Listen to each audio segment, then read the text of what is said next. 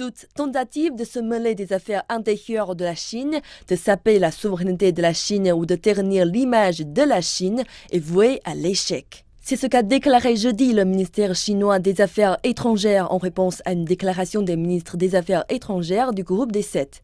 La déclaration conjointe exprimait des préoccupations concernant les questions liées au Xinjiang, au Tibet et à Hong Kong, ainsi que la situation dans la mer de Chine orientale et la mer de Chine méridionale.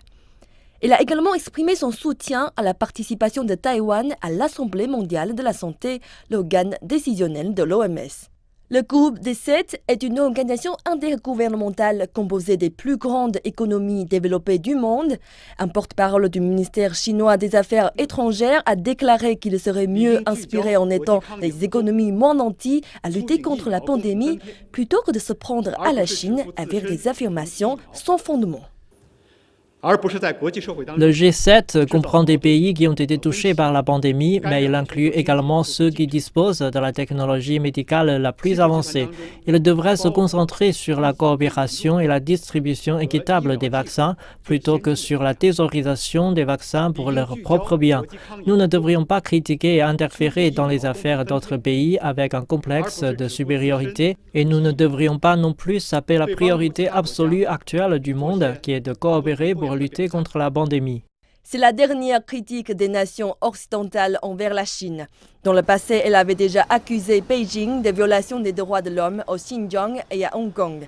Cependant, les États-Unis affirment que leur critique vise à créer un monde meilleur pour tous les pays, y compris la Chine.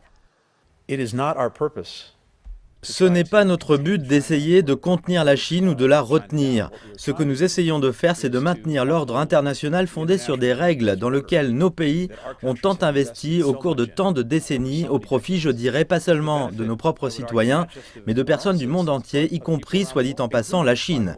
Et quand un pays, la Chine ou un autre, prend des mesures qui remettent en question ou sapent ou cherchent à éroder cet ordre fondé sur des règles et non les engagements qu'ils ont pris envers cet ordre, nous nous lèverons et défendront l'ordre.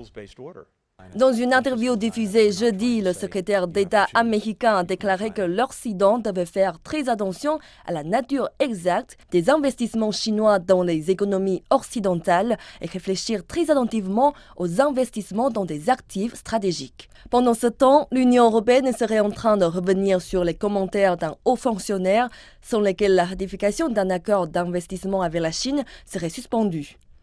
Les deux parties avaient annoncé l'accord en décembre dernier après 7 ans de pourparlers. Mardi, l'agence de presse AFP a cité le chef du commerce de l'UE, affirmant que certains efforts pour approuver l'accord avaient été suspendus. Il a attribué cela à des relations tendues, y compris des sanctions en représailles sur des questions liées au Xinjiang. Un porte-parole de l'UE a déclaré plus tard que le projet d'accord était en cours d'examen juridique, mais que sa ratification dépendrait de la manière dont les relations avec la Chine se développeront.